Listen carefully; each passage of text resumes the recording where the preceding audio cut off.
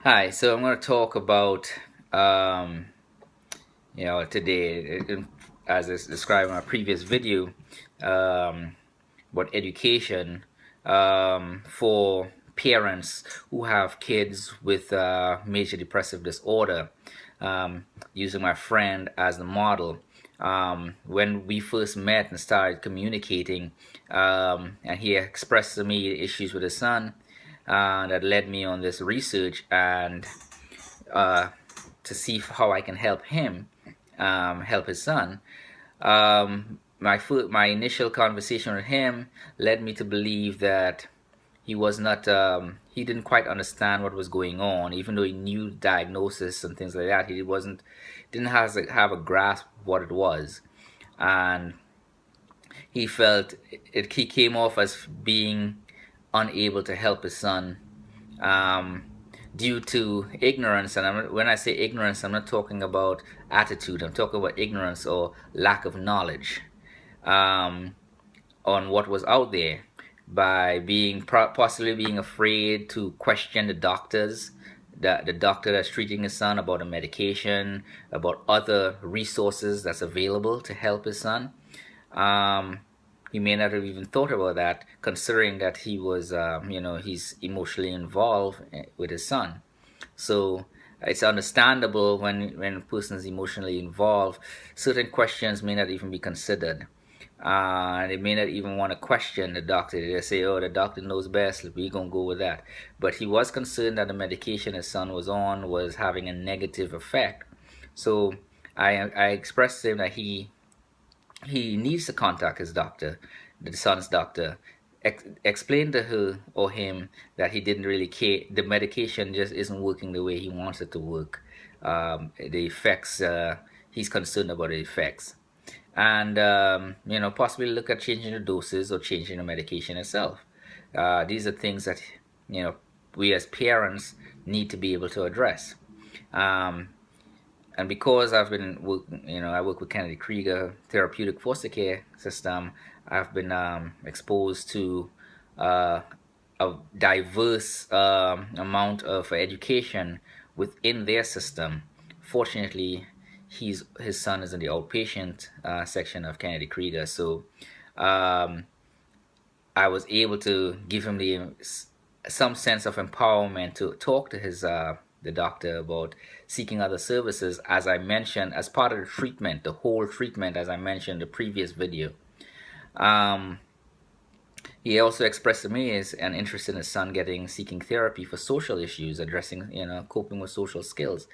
And again, it all boils down to a lack of knowledge, which and not knowing what to ask. And I believe that in this case, even though Kennedy Krieger is a really great company and I stand behind them or by them because of the other services to me, as a therapeutic foster care provider, I think that his doctor dropped the ball on giving either giving the father information that he could use, or it was provided and the father pretty much was blanked out in the mind and forgot the information. But in his dealing with his how he's dealing with his son's issues and expressing that to people around him, he's at a place where he's frustrated. Uh, he's looking for support, and with dealing with the issue. And I'm not talking about because he's well-to-do. I'm not talking about buying support. I'm talking about like this support, like from a friend, someone who could understand and even give decent information or advice that he could lean on when he needs. So someone who can understand what he's going through and be able to give him that emotional support whenever he needs it. And I'm happening to be that person at this time. um, but I believe strongly that with education, it wouldn't be considered an issue in the sense where it's traumatizing him. That's the point where I think he's at right now. He's traumatized, this in despair, not being in control to help his son. And with me there to lend him that support and to pass what my knowledge onto him, it's just one of the steps. It would be selfish of me to simply give him some information, tell him go do that or look into that, and walk away.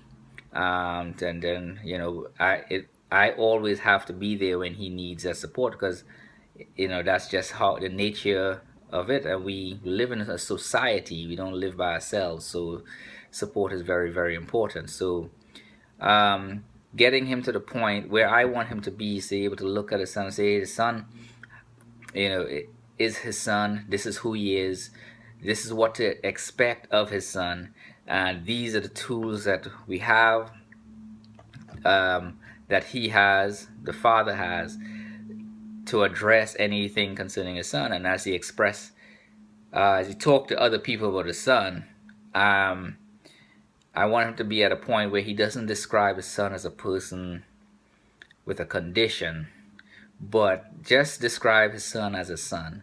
And this is who he is, this is what he does. It has, the condition really is not an issue to me. Like I mentioned in a couple other videos, I have a friend with bipolar, and it's only until I'm doing these videos I really thought about the association of bipolar to who he is, because he is who he is. He always was that way. He is my friend. He'll always be my friend. And I'm not going to be considering putting a whole lot of weight or into the condition. That's not important to me. He's a functioning adult living on his own. He's a very nice person. He's on medication, obviously, but he works and all that stuff. So when I introduce him to other people, I introduce him as my friend. This is my friend, and that's all there is to it. I don't need to go into this is my friend, but he has bipolar. It's a dead issue to me. It has always been a dead issue to me. And if he's never done anything crazy, what people would consider crazy, as far as I could tell. And if he did, no, he's never done it. But if he would have done something or will do something in the future in that regard, it's who he is. I know how to.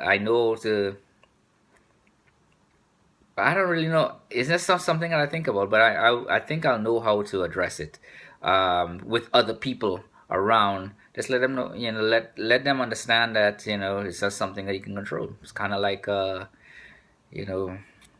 epileptic episode. People with epilepsy.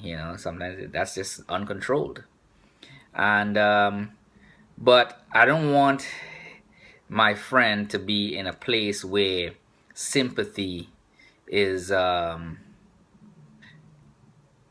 becomes a crutch for his son, because his son doesn't need sympathy. He needs tools that will allow him to function with whatever he's coping, whatever he's dealing with on his own, and that is just who he is. And sometimes the stuff goes away, and sometimes it don't, and he may need to apply several treatments, some more so than others. So that's where I want him to be. So I'll be working more closely with him to address some of those issues. More, not issues with his son, but more issues with himself. So hopefully you'll like this video. Share, comment, ask questions if you have some, like the video and subscribe. And again, if you're living with people who has some of these mental issues, accept them as who they are, and live. And don't add the stereotypes or internalize the stereotypes into yourself, because it's only going to traumatize that person, and it's definitely going to traumatize you. So you guys have a good day.